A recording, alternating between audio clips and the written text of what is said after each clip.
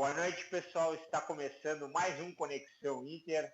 Hoje para repercutir esse empate amargo do Internacional. Empate com gosto de derrota, né? O Internacional, ao meu modo de ver, deixou 2 pontos na Baixada Santista, no litoral paulista. O Internacional fez uma das suas melhores, se não a melhor atuação fora de casa na temporada. Mas a gente vai poder falar sobre isso tudo agora. Quero dar boa noite aos meus amigos aqui, meus colegas de programa, Roberto Brickman e Vilmar Silva. Mas antes eu quero pedir para ti te inscrever no canal, ativar o sininho das notificações, deixar o like e deixar o comentário aqui, para nos ajudar a fazer o Conexão Inter, um programa de Colorado para Colorado. E eu quero dizer o seguinte, nós temos uma ilustre presença hoje, desde aqui, Roberto Brickman, veio diretamente de Curitiba para a atmosfera pampiana, exclusivamente para gravar o Conexão Inter. Então, feito este adendo aí, essa apresentação, eu quero começar justamente contigo, Beto. Tu que viestes da capital paranaense, tu que pegou chuva na estrada, tu que deixaste cobertor para os cachorros nos postos de gasolina na rodovia, eu quero que tu, Beto, fale para nós sobre essa atuação magistral do Internacional no primeiro tempo, as substituições errôneas de Odair Hellmann e esse empate amargo. Boa noite, Beto. Boa noite, nação colorada. Esse final de semana eu tive que comparecer a Curitiba mesmo. Fui de carro, voltei de carro e voltei ouvindo o jogo na rádio, né? Tentei assistir pelo aplicativo o jogo, mas como o cara tá na estrada, ele termina, o sinal é muito ruim, né? Acaba travando o jogo, tu fica sem assistir, e eu consegui ouvir o jogo pela Rádio Globo de São Paulo, né? Que o sinal vai até quase Florianópolis, então eu consegui aí ouvir o jogo. Aí hoje eu fui atrás do replay do jogo, né? E consegui assistir a íntegra do jogo para poder aqui emitir minha opinião, porque evidentemente no rádio a gente não consegue ter uma noção de campo, uma noção de movimentação, a gente precisa enxergar isso, e foi por isso que eu fui atrás.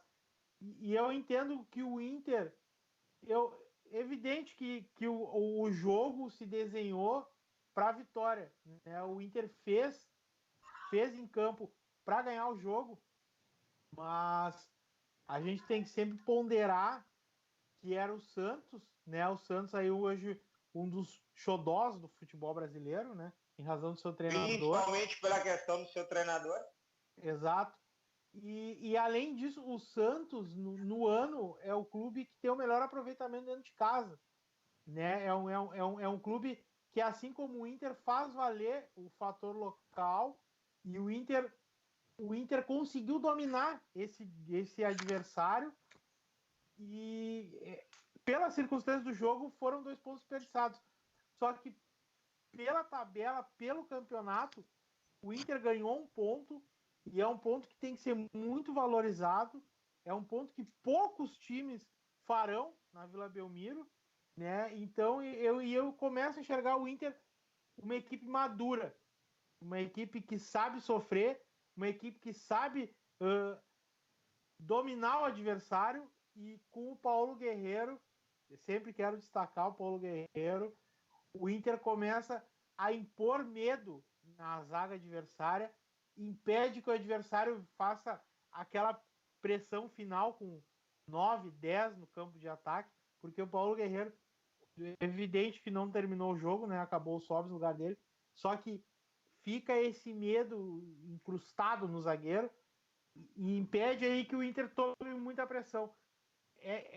São esses pontos que a contratação de grandes jogadores fazem o adversário te enxergar de uma outra maneira. E o Paulo Guerreiro está fazendo isso com o Inter. Verdade. Obrigado, Beto. Gilmar, eu vou trazer o lado negativo para ti. De antemão, te peço perdão por isso. Mas, assim, o Internacional jogou 30 minutos do primeiro tempo, assim, brilhantes. brilhantes. A partir de 15 do primeiro tempo, o Internacional teve uma atuação consistente, uma atuação madura, uma atuação de gala. E eu gostaria que tu falasse para nós, principalmente, sobre a partida que fez o Rodrigo Lindoso, mais uma vez, jogando de terno. O Rodrigo Dourado deixou o terno dele com o Rodrigo Lindoso e este vestiu e caiu como uma luva o terno. E eu gostaria que tu falasse... Deixa eu fazer um gancho, aproveitar aí a sabedoria única do Vilmar e gostaria já que ele também responder a seguinte pergunta: tem alguém sentindo falta do Dourado? É verdade.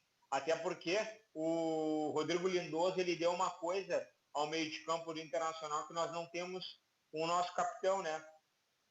Velocidade. Dito isso, Vilmar, eu além de te dar boa noite, eu gostaria que tu falasse sobre as trocas do Odair Hellmann que tornaram o Internacional uma equipe ineficiente na segunda etapa. Boa noite, Vilmar. Boa noite, Moz, boa noite, Beto. Seja bem-vindo ao Rio Grande. E fez aquilo que eu te pedi, né, na saída, fosses de carro para deixar a pista do Salgado Filho livre, né, para que aí ficasse livre para alguém decolar aí. Bom, a gente está com esse problema de pousos e decolagens aqui no Rio Grande. Eu te agradeço, Beto, por ter ido de carro e deixado livre. Não usou o teu avião para ir a Curitiba. Então, fizeste uma coisa boa para uma parte aí do Rio Grande. Dita essa bobagem, vamos para o jogo. A gente tinha previsto aqui, no pré-jogo, que até falamos sobre o resultado assim, em si, que não seria um mau resultado do empate. Tu colocou muito bem, o Internacional dos 12 minutos até o final do primeiro tempo teve uma atuação de gala. Fez a gente entender que seria, com aquele futebol, seria possível a vitória e muito mais do que a vitória. Até uma vitória muito tranquila. Infelizmente, os gols não vieram no segundo tempo. Eu acho que a forma com que o Odair pensou o início do jogo, ela, de certo ponto, até a gente pode questionar os nomes, mas não dá para questionar a forma, porque o Internacional conseguiu avançar a marcação com a forma de jogar no 4-1-4-1 e fez com que o Santos meio que se embaralhasse, até porque assim, o Santos tem a gente tinha previsto, eu e o Beto aqui, que o Santos tem uma jogada só, é um time que joga só pelos lados do campo, e quando tem o Sanches, que jogou no primeiro tempo, ainda tenta achar alguma coisa no meio, mas o Edenilson empurrou o Pituca para trás, fez com que o Pituca praticamente ficasse junto dos zagueiros, né? E isso também tolia um pouco a saída de bola do Santos, que esse menino tem uma saída de bola qualificada. Então o Odair acertou, encaixou as peças. O que eu acho, e aí já entrando na questão das substituições e da própria escalação, eu acho que se tivesse saído com o Sarrafiori, por exemplo, no lugar do Parede, ele não teria feito menos do que o Parede, nem na marcação e nem na criação. Eu não nada contra o Parede, mas eu acho que é a favor da criação. Eu sou a favor da criação. O Inter tem que ter um jogador para criar as jogadas, e o Inter não teve. Se tivesse, teria vencido o jogo. Aí, entrando nas modificações, né? Eu tento entender o que o Potker, nesse momento, contribui. O Potker até, inclusive, fora de... assim, totalmente fora de foco. O Potker, no meio da semana, foi acompanhar o nascimento do filho com todo direito, ficou sem treinar, voltou. Então, assim, eu acho que daria para ter feito outro tipo de modificação. Será que o D'Alessandro não podia jogar 20 minutos, 25 naquela altura do jogo? Daria. Então tem algumas coisas que estão no ar, assim, que estão meio sem uma explicação lógica. E quanto ao Rodrigo Lindoso, eu concordo com o que vocês disseram na questão. O Lindoso, ele é um jogador que ele dá velocidade na saída de bola, ele tem uma bola aérea boa, né? E é aquele jogador que passa desapercebido. E por isso muitos não... Ontem, uma rádio aqui de Porto Alegre teve a cara de pau de escolher o Parede, o melhor jogador em campo. Eu não sei que jogo que essa turma vê. Não sei, não consigo enxergar o que jogou o Lindoso, o que jogou o Nonato. primeiro que eles, entendeu? O próprio Emerson Paulo Guerreiro. Exato, o Emerson Santos foi muito bem atrás, o Cuesta. O Iago o Cuesta foi muito bem no combate, né? Não que nada contra o Parede, ele se doou, correu, até fez um gol lá que estava impedido, mas ficou hierarquicamente na questão do jogo, foi muito abaixo desses outros. Aí o cara aí, uma rádio vai lá e diz que o cara foi melhor em campo, um comentarista pago. O cara é pago, nós não somos pagos aqui, nós somos torcedores. E aí tu sai pra rede social, tu vai olhar, ninguém consegue ter essa visão. Será que os caras estão tirando onda com o Odair? Eu acho que só pode. Tá? Então, esse é um ponto negativo que me entristeceu na tarde e noite de ontem. E dizer para vocês o seguinte, ó, o Inter, com alguns ajustes aí de escolhas, com a atuação que teve, tirando ali depois das substituições, e mesmo assim ainda terminou com 7, 8 jogadores reservas e o Inter não sofreu pressão do Santos. Não sofreu uma pressão desmedida, aquela coisa que tu vê, o Inter está conseguindo impor medo, o Beto falou a coisa certa, está conseguindo impor medo no adversário pela condição dos seus jogadores. E eu acho que ainda falta um pouquinho do Odair. Nós falamos aqui que o Odair tinha melhorado. Coloquei no Twitter ontem, o Odair nos enganou. Bom, eu quero dizer para vocês o seguinte, o time internacional ontem, mesmo com a ausência de D'Alessandro, o próprio Sarrafiori, do Rodrigo Moledo, o Zeca, que vem muito bem nos últimos jogos na lateral direita, o Internacional ontem mostrou por que é a equipe mais competitiva do futebol brasileiro na atualidade.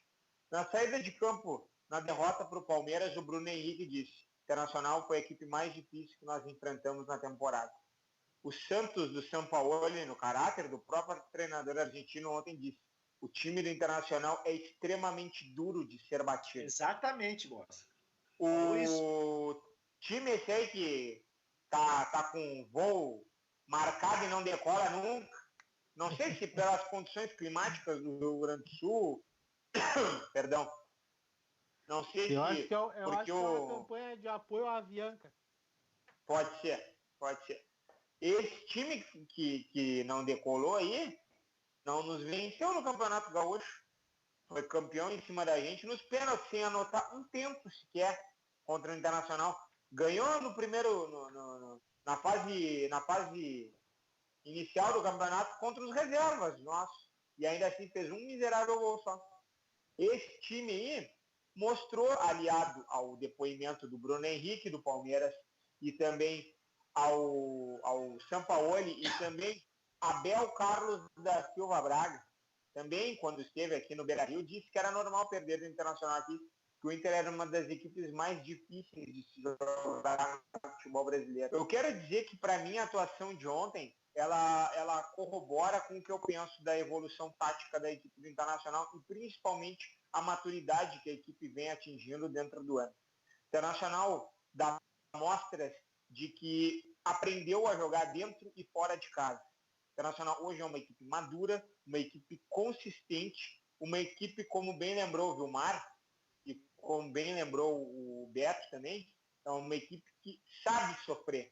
É uma equipe que tem jogadores experientes, jogadores tarimbados, jogadores que são epidérmicos, mas eu quero dizer uma coisa para vocês, o Internacional tem 3 ou 4 jogadores que jogam de terno. Vou bater nessa expressão. Jogam de terno. O Internacional tem os 2 zagueiros que jogam de terno. O Internacional tem 2 volantes, um titular e um reserva, que jogam de terno. Falo de Rodrigo Lindoso e Rodrigo Dourado. E tem mais um que joga de terno. Esse joga de smoking, de fraco, com o que queiram. Paulo Guerreiro é o principal centroavante em atividade no futebol sul-americano. Aliás, desde 2012, vamos deixar isso bem claro, quando ele ainda jogava pelo Sport Clube Corinthians Paulista. E eu quero dizer o seguinte, o Odair, ele deu mostras de fato de que ele evoluiu na questão da sistemática de jogo ao jogar fora de casa. Agora, as escolhas do Odair nesse jogo contra o Santos, elas mostram que o nosso treinador, infelizmente, ele escala por bruxismo. E isso é uma coisa inadmissível. Sabe por quê, torcedor? Eu vou explicar para vocês. Ali na frente, o Nonato vai estar suspenso e vai ser a brecha para ele socar de novo o Patrick no time. E isso nós não podemos aceitar. O Patrick não pode ser titular mais do Esporte Clube Internacional. O Nonato tem muita bola e tem que permanecer titular. Beto, fala para nós, Beto. O que tu achou desse comentário e para nós? Os três volantes do Inter no jogo de ontem, né? O Lindoso, o Nonato e o Edenilson, eles tomaram conta do jogo. Os Eles três anularam esse time do Santos, que é um time difícil de se jogar. Desculpa te interromper, Beto. Esse time do Santos veio e ganhou com autoridade do Canoense aqui em Canoas. Ganhou do Canoense aqui em Canoas na abertura do campeonato. E todo mundo, é um timaço, não sei o que, bababá. Ontem, esses mesmos que estavam falando maravilhas do Santos há tempos atrás, estavam desmerecendo o Santos ontem. É ou não é, Beto? Exato, né? E é bom sempre lembrar que o time do Santos que jogou aqui na Freeway não tinha o Rodrigo, não tinha o Jorge, não tinha o Sanches. Né? O Santos veio jogar aqui no Rio Grande do Sul com descaracterizado. Totalmente. Ontem era o time titular do Santos, jogando na Vila Belmiro, né? E os três meias ali, meias volantes, né? Os três volantes do Inter tomaram conta do jogo. Eles dominaram o Santos, os três, a movimentação dos três, com o Cuesta dando aquele respaldo de segurança atrás dos três. Foi uma sincronia, uma coisa que raras vezes eu vi no Inter, principalmente fora de casa. Né? E eu queria destacar aqui que o gol no lado do Inter, o passe do Edenilson não foi para o Guerreiro, o passe do Edenilson foi para o Parede. Se o Parede tem um pingo de técnica, ele domina aquela bola, largando ela na frente, e fica ele e o goleiro para fazer o gol. Mas ele não conseguiu dominar a bola. E a bola sobrou para o Guerreiro, que estava impedido, e acabou dando assistência para o Parede. Então, são nesses pequenos detalhes que a gente vê que o jogador não serve para o Inter. O Parede é um cara que corre bastante, é um cara que se movimenta, é um cara que se doa. Eventualmente faz gols. Exato. Só que ele não é jogador para o Inter. E o Odair tem que tirar da cabeça que ele é o 12º jogador, que ele é uma peça de reposição para qualquer jogador do meio para frente que não vai jogar o Parede. Tem que tirar da cabeça isso. O Parede não é jogador do tamanho do Inter. Pode vir a ser um bom reserva, só que não tem como se pensar em Parede titular do Inter. Ontem ele correu bastante, até achei errado ele não ter saído, mas aí incrível como o Odair gosta do Parede. Né? É verdade. Eu queria, antes de te passar a palavra, Vilmar, não querendo te pautar, mas já te dando um link. O importante é o seguinte, como eu disse, o Campeonato Brasileiro está desenhado para o Palmeiras ser campeão mais uma vez. Agora eu digo, mesmo que o campeonato ainda tenha muitas rodadas, mas o Palmeiras dificilmente vai deixar de ser campeão de novo esse ano. Agora, eu quero linkar isso aí da seguinte forma. O Campeonato Brasileiro ele serve para nós, para manter a equipe ativa, para dar consistência a esses jogadores, para dar entrosamento ainda mais ao grupo de jogadores. E também serve para o Internacional manter a equipe jogando, né? A equipe rodando, digamos assim. Essa atuação de ontem, ela avaliza o torcedor, ao dirigente, ao analista e também ao próprio grupo de jogadores, comissão técnica e direção, de pleitearem o Internacional ser campeão continental e da Copa do Brasil. Eu vou dizer para vocês, sem medo de errar, olha, torcedor colorado, vai vir coisa boa para nós no segundo semestre.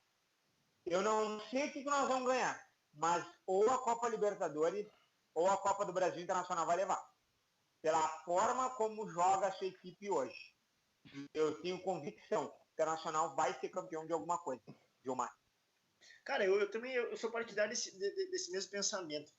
Porque vocês podem ver uma coisa, hoje isso talvez mude um pouquinho depois da Copa, mas se vocês olharem o cenário hoje da Copa do Brasil, por exemplo, vocês vão ver que o Inter tem condição de bater qualquer uma das equipes que participam da Copa do Brasil. Qualquer uma, inclusive o Palmeiras. Né? Inclusive o Palmeiras, porque é jogo de mata-mata. Aí vamos transportar isso para a própria Libertadores também. Qual é o grande time que tem na Libertadores? Tirando os brasileiros aí, qual é o grande time que tem? Não tem nenhum. Não tem nenhum time. Nenhum time se chama. O River é um time que tem que ser respeitado, eu concordo. Entendeu? O próprio Boca. Mas assim, não são grandes times que assim, esse aí é difícil de enfrentar. Não tem, sabe? Não tem. Todos têm uma definição. Deixa eu te complementar, viu, Marco? Não tem time melhor que o do Inter. Muito bem lembrado. Não existe pode ter melhor. Pode ter igual. Aí ganha na vontade, né? Mas a competitividade, melhor que o Inter não tem. A competitividade que o Boss salientou muito bem na fala dele. O Inter é um time que tem uma competitividade muito forte. É um time que vende caro a derrota, vende caro a cada metro de campo. Isso é um mérito da ira, a gente tem que falar isso. O que às vezes a gente fala aqui são dessas escolhas. O time poderia estar bem melhor, eu acho. Claro que eles têm lá as razões deles, treinam, a gente está vendo isso à distância, mas mesmo à distância a gente consegue observar dentro do campo que poderia ser melhor. E eu torço muito para que o Odair entenda isso e veja que o que é melhor para o time, por exemplo, é melhor ter a figura do armador, é melhor ter a figura daquele cara pensante, porque senão vai ficar... Ontem, por exemplo, ficou só nas costas do Edenilson e do Nonato. E eles têm tarefa dupla, entendeu? Aí já o meia, ele não vai ter a tarefa dupla, ele vai ter... Claro que ele vai ajudar, vai recompor, mas ele vai ter mais aquela tarefa específica de armar o time, de municiar o Guerreiro. Eu tenho certeza que o Guerreiro jogará muito mais com o armador e joga muito mais com o time da Alessandro. E eu queria registrar uma coisa aqui com vocês também, e passou desapercebida, é a queda técnica de Nico Lopes. Ontem, mais uma vez... Ontem, mais uma vez, ele foi, a meu ver, assim, muito discreto. Não vou aqui... mas vou deixar por muito discreto. Sei que os amigos pensam, mas eu vou deixar aqui por muito discreto. E ele foi bem substituído. Só que o Rafael Sobis está sendo sacrificado no seguinte ponto. Ora, ele entra em lugar de D'Alessandro, com ali no meia centralizado, no 4-2-3-1, e ora ele entra no lugar do Guerreiro. Eu senti ontem uma ponta de contrariedade no Sobis, na hora que entrou em campo. Então, eu acho que o Odair também tem que dar uma olhada nisso, porque o Sobis é um jogador que ele pode ser até ultrapassado, alguns acharem que ele não tem condição, mas eu acho que ele merece esse respeito em relação ao que ele possa contribuir para o time, e eu acho que deveria jogar onde ele contribui melhor, de acordo com aquilo que ele acha. Não que o Odair quer. Uma hora eu quero botar o cara lá, outra hora eu quero o cara cá. É complicado. A gente que trabalha, cada um tem a sua função no seu trabalho. No esporte, Boss, tu é atleta, o Beto, jogador de futebol também, tem que ser colocado aonde rende mais, não onde querem que tu renda, porque daqui a pouco o cara entra lá, não rende, e não pode se explicar, ele não pode pegar o microfone na entrevista coletiva e dizer assim, o cara me botou lá, eu não queria, ele tem que matar no peito e ouvir as críticas na rua, na rede social. Então eu acho que está na hora também do Odair definir essa questão do Sobis. Se ele é o jogador que vai jogar ali como um 9 para substituir o Guerreiro daqui para frente, ou se ele vai jogar na função do D'Alessandro, que eu acho que não. E é uma coisa que eu queria trazer para vocês também, para que vocês comentassem sobre Nico Lopes e Sobis, esses dois assuntos rapidinho, se vocês puderem falar alguma coisa. Eu vou pedir para o Beto falar sobre isso no minuto final dele, até para a gente poder encaminhar o final do programa também. Beto, sem te pautar, mas já te pautando, Nico Lopes para ti, fala aí. O que eu vejo, o Nico Lopes, ele repete 2018, né? É um jogador que tem lampejos de craque, né? É um jogador que é o eletrocardiograma, né? Ele vai lá em cima e afunda no mesmo jogo. O passe para aquele gol que o Guerreiro quase fez foi do Nico Lopes. Foi uma investida que ele deu na saída de bola do Santos, que ele recuperou a bola e deu no Guerreiro um passe de muita qualidade. O Guerreiro também se livrou do zagueiro com maestria e chutou, e o Vanderlei fez uma grande defesa. Só que o problema é esse. A gente, quando fala em Nico Lopes, a gente não fala em uma grande partida, a gente não fala que ele fez um grande jogo, a gente pontua lances dele, né? É um bom chute, é um drible que ele deu, é uma roubada de bola, é um lançamento, é um cruzamento, é um gol. Nunca é um grande jogo, né? Nunca é uma participação efetiva dele com vários lances que tu possa falar.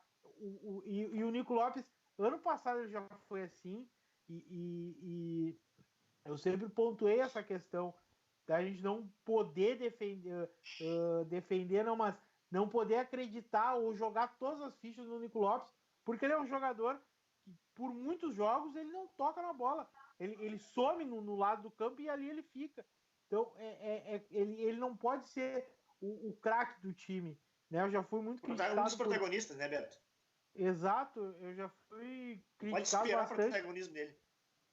Eu já fui muito criticado por externar essa opinião, só que esse é o Nico Lopes. O Nico Lopes, no segundo semestre do Brasileiro do ano passado, ele, entre os 2 jogos contra o Fluminense, se eu não me engano, ele tem 2 ou 3 gols, sendo que um de pênalti, sabe? E ele fez 2 grandes jogos, os 2 jogos contra o Fluminense ele destruiu, só que entre esses jogos, um turno inteiro, ele tem um destaque baixo. E quem defende ele, ele é o artilheiro do ano, ele é o artilheiro do time. Sim, ele é, só que a contribuição no jogo que ele dá é baixa, perto do que se espera e do que se acredita dele. Então eu acho o Nico Lopes é um bom coadjuvante, mas não dá para apostar sempre nele. Tem que ter uma válvula de escape para quando o Nico Lopes estiver desligado. E não são poucas vezes que ele está. Beto, não sei se tu quer deixar mais algum recado aí para a galera para te finalizar a tua participação. Eu só queria fazer mais um destaque, né? Fica à vontade. Como eu falei, eu vinha de carro de Curitiba para Porto Alegre ouvindo o jogo pela rádio, né? Pela uma rádio paulista. E eu chegando no Rio Grande do Sul, o jogo já tinha acabado. Eu liguei nas rádios daqui e consegui fazer essa comparação da forma como a imprensa de lá enxerga o Inter e da forma como a imprensa daqui enxerga o Inter. Muito importante, Beto. Isso é importante. Traz esse paralelo para nós. Os comentaristas de São Paulo, no intervalo do jogo, todos eles, foi uma unanimidade, falaram que o Santos se escapou de virar o primeiro tempo com um resultado impossível de reverter. Essa foi a opinião deles. O Inter deixou de ganhar o jogo no primeiro tempo, o Inter criou muito no primeiro tempo, e o Santos se escapou da derrota. Né? Eu vi isso também na empresa do Rio Grande do Sul, mas mais bem, vamos dizer assim, mais receio. Né? A empresa era mais tímida. O Inter fez um bom jogo no primeiro tempo. Esse foi o destaque que eles fizeram.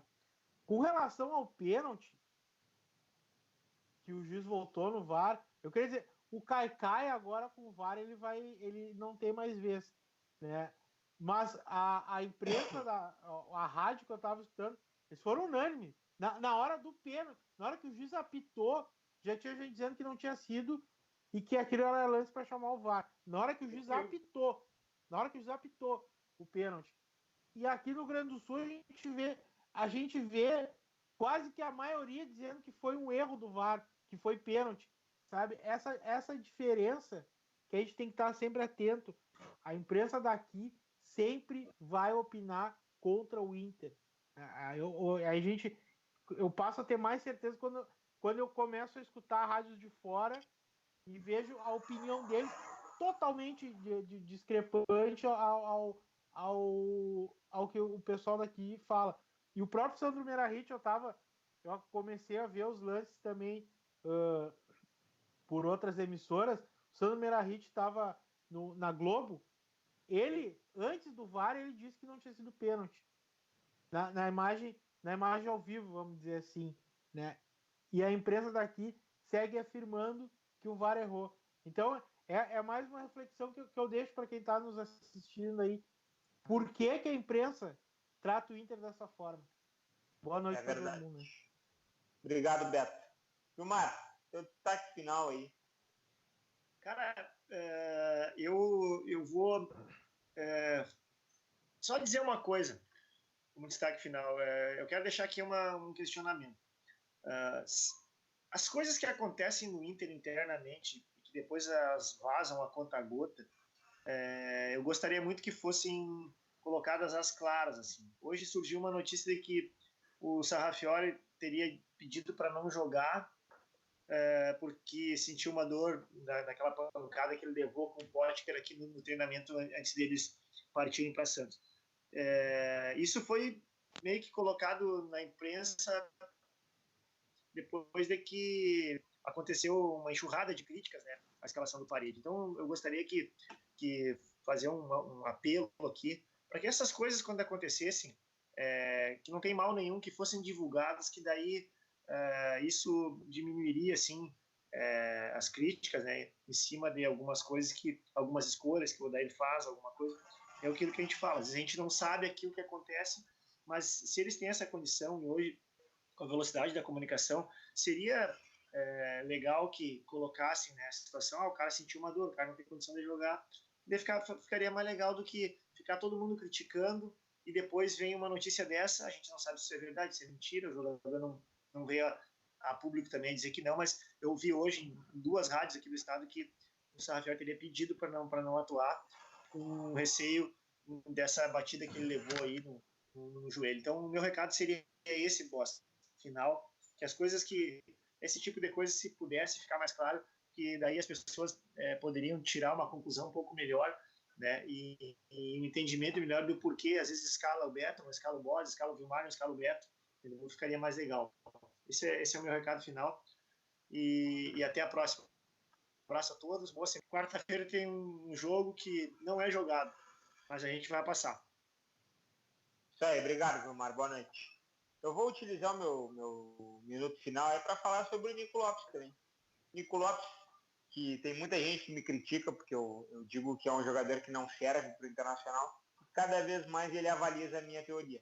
Nico Lopes tem muito recurso técnico, tem muita qualidade, ele finaliza como poucos no Beira-Rio, mas o Nico Lopes é um jogador inconsistente, é um jogador inconstante. Então, assim, eu vou dizer para vocês, reitero a minha opinião, o Nico Lopes tem muita qualidade técnica, mas não serve. Por quê? Porque ele não é um jogador consistente. Ele é um jogador peladeiro. O Nico Lopes, eu vou fazer uma pergunta para ti, torcedor. Qual foi o grande adversário, o adversário de camisa, que o Nico Lopes jogou bem? Alguém me responde, por favor. Deixa nos comentários aqui embaixo qual foi o grande jogo do Nico Lopes contra times da mesma camisa que o Internacional, do mesmo peso. Por isso que eu vou dizer para vocês, Ángel Romero está chegando ao Esporte Clube Internacional. Romero tem que ser titular do Esporte Clube Internacional no lugar de Nico Lopes. Boa noite a todos. Conexão Inter vai ficando por aqui. Quarta-feira tem jogo. Terça-feira, popular, amanhã, a gente vai fazer um pré-jogo aqui para falar desse jogo que é mera formalidade. Eu já vou na contramão do que disse o Vilmar aqui. É mera formalidade. Internacional já está nas quartas de final da Copa do Brasil. Caso não aconteça isso, que uma catástrofe aconteça lá em Belém do Pará, na terra onde Jesus nasceu, já dizia o nosso jogador, é ele. Olha aqui, ó, eu vou dizer para ti, Marcelo Medeiros, se o Internacional não voltar classificado, tu tem que demitir o treinador ao roupeiro quarta-feira. Boa noite.